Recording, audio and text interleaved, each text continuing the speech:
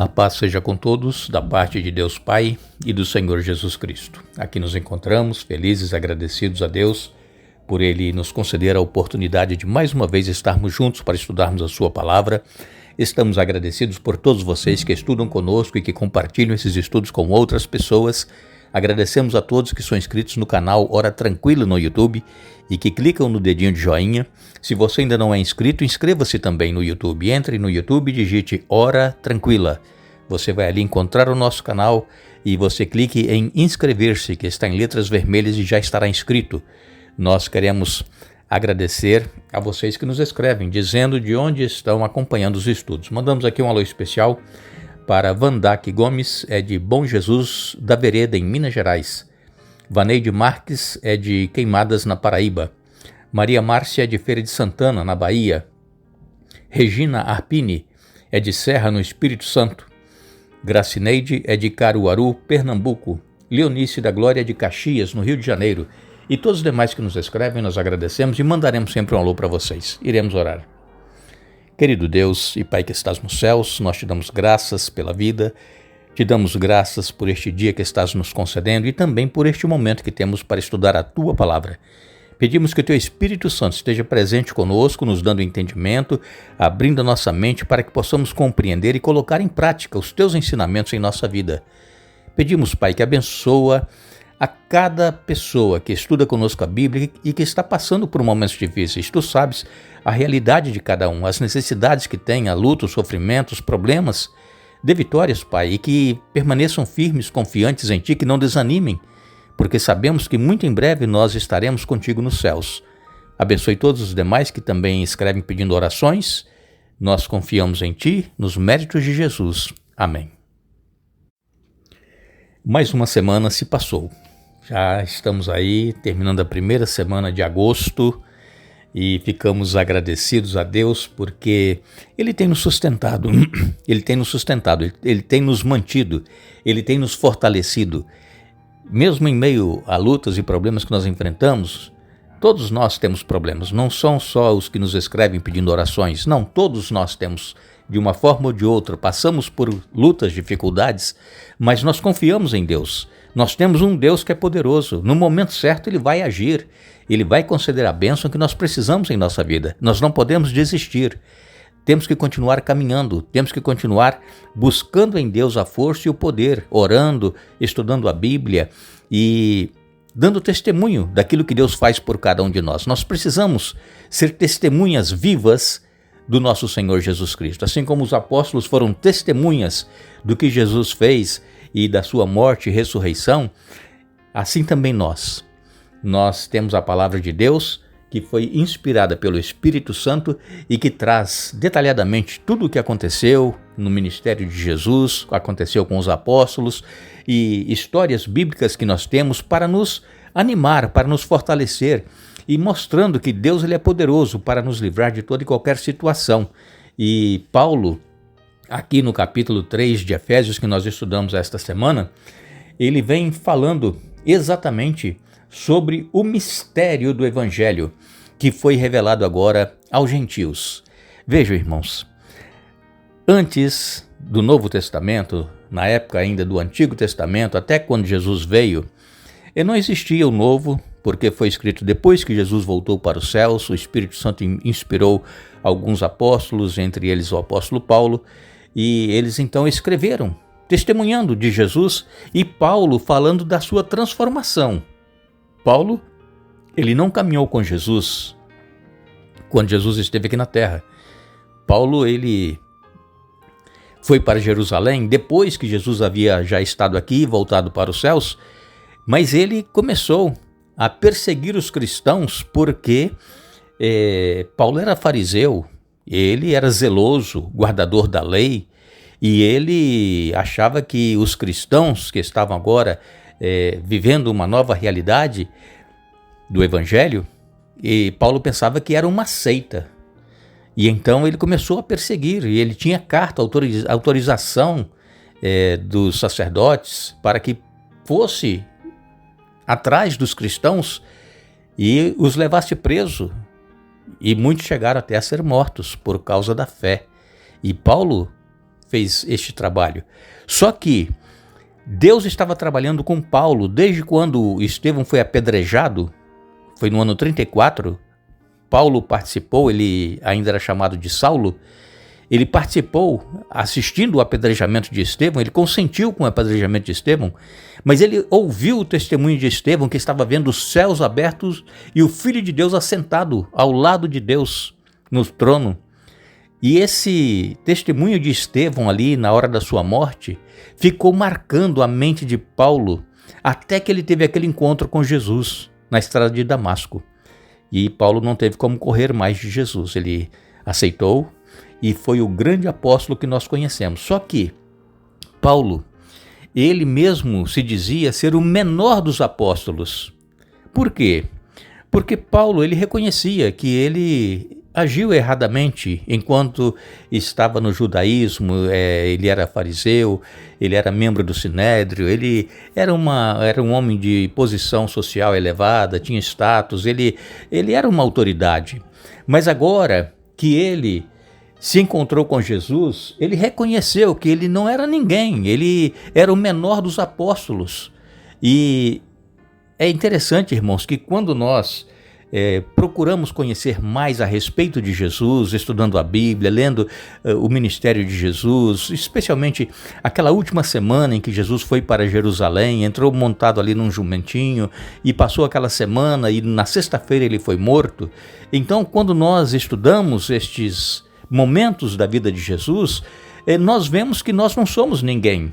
Às vezes nós nos achamos importantes, não é mesmo? Achamos conhecedores da palavra de Deus, guardadores dos mandamentos e fazemos tudo certinho, não é mesmo? Mas quando nós começamos a meditar e a conhecer o Senhor Jesus, nós vemos que nós não somos ninguém, nós somos nada. E era isso que Paulo tinha, essa convicção de que ele não era nada, ele era o menor de todos os apóstolos. E então, aqui no capítulo 3, Paulo, ele vem falando a respeito desse mistério que foi revelado aos gentios, porque antes, no Antigo Testamento, os judeus eles se achavam exclusivistas, eram os únicos que tinham direito à salvação, porque Deus chamou a nação de Israel para ser um povo escolhido, e eles então se achavam os únicos. E ao invés deles testemunharem deste Deus às outras nações, eles se corromperam e começaram a praticar atos que os pagãos praticavam. E isso fez com que, quando Jesus veio, eles rejeitaram a Jesus. Eles não aceitaram Jesus, eles queriam um Jesus de família real, de uma família abastada, que tivesse poder, mas um simples galileu, nascido em Belém, num curral. Esse era o Filho de Deus, esse era o Messias? Não, eles não aceitaram. E então, o evangelho foi levado aos gentios. E então Paulo, ele diz várias vezes que ele foi chamado pelo Senhor Jesus, não foi chamado por homens para ser apóstolo, foi diretamente do Senhor Jesus que ele recebeu esse chamado. E agora ele preso lá em Roma, escrevendo para os irmãos de Éfeso, para animá-los, para fortalecê-los, para que eles permanecessem no caminho. Interessante, irmãos, que os judeus, eles se achavam os únicos dignos, né, de serem salvos, tanto que Jesus contou uma parábola. Essa parábola está em Lucas, no capítulo 18, a partir do verso 9. Jesus contou a parábola do fariseu e do publicano. Jesus, ele diz que o fariseu, ele estava no templo, em pé, fazendo oração e dizendo: eu te agradeço, Deus, porque não sou como as demais pessoas desonestas, pecadoras, adúlteras, e com certeza não sou como aquele cobrador de impostos que estava lá, orando também. Jejuo 2 vezes por semana e dou o dízimo de tudo que ganho. Vejam, os judeus, irmãos, eles pensavam que seriam salvos pelas obras, pelos que eles faziam. Por isso que ele diz aqui, olha, eu não sou como os demais, não sou desonesto, não sou como as pessoas pecadoras, adúlteras, e nem como aquele cobrador de impostos. Jejuo 2 vezes por semana, dou o dízimo de tudo que ganho. Ele queria ter méritos próprios para a salvação dele. Então, Paulo, aqui em Efésios, ele vem revelando o mistério do Evangelho, que é a salvação pela graça. Todos nós, irmãos, que formos salvos, todos os que viveram na época do Antigo Testamento, que foram salvos e que vão se encontrar com Jesus, foram salvos pela graça. Ninguém foi salvo por mérito próprio. É tanto que o cobrador de impostos, o publicano, ele estava lá de longe, não tinha nem coragem de olhar para cima, para os céus, e ele orava, batendo no peito: Deus, tem misericórdia de mim, pois sou pecador. Vejam, é isso, irmãos, é reconhecermos que nós não temos nada que nos recomende diante de Deus para sermos salvos. A salvação é pela graça. É esse o mistério que Paulo veio revelar através desta carta aos Efésios.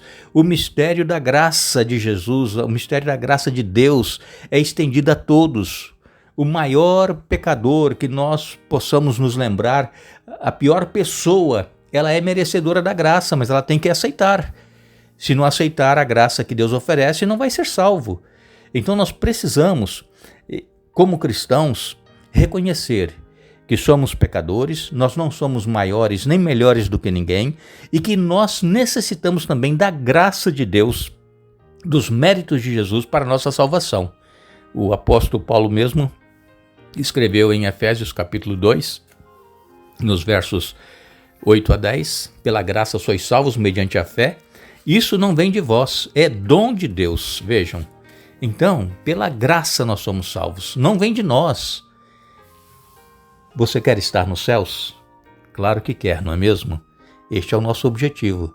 Então, irmãos, reconheçamos que nós não somos nada. Reconheçamos que nós dependemos da graça, nós dependemos do perdão de Jesus, da vida que Ele deu por cada um de nós. Ele está esperando nós abrirmos o nosso coração e recebermos esta graça da salvação. A salvação, ela é de graça recebestes, de graça dai. Mas custou um alto preço, que foi o sangue do nosso Senhor Jesus Cristo. E Paulo ele diz aqui então em Efésios 3, versos 20 e 21.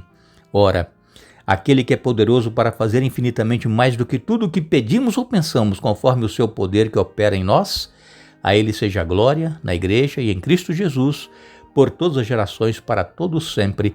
Amém. Ele é poderoso para fazer tudo o que pedimos ou pensamos. O que é que você está pedindo? O que é que você está pensando? Qual é a sua necessidade? Deus é poderoso. Nós precisamos crer, irmãos, ter fé, colocar a nossa fé em ação. Nós não podemos pedir duvidando. Eu vou pedir, mas Deus não vai me dar isso. Não, tenha fé. E se você pediu hoje com fé e não recebeu, peça amanhã de novo, peça a cada momento. Entre em comunhão com Deus, tenha um relacionamento com Ele, não deixe de orar, não deixe de estudar a Bíblia, tenha comunhão com Deus, faça o que Ele pede que nós façamos, que é amar o nosso semelhante como a nós mesmos, amar a Deus acima de todas as coisas e caminharmos com Ele. Aí nós estaremos em breve com Ele nos céus para todos sempre. Que Deus nos abençoe, que Deus nos dê um bom dia, um feliz dia da preparação, um feliz sábado. Retornaremos no domingo, continuando esta série Carta de Paulo aos Efésios. E não nos esqueçamos, Paulo, ele escreveu: revestivos de toda a armadura de Deus para ficarem firmes contra as ciladas do diabo. Efésios capítulo 6, verso 11. Que Deus nos abençoe.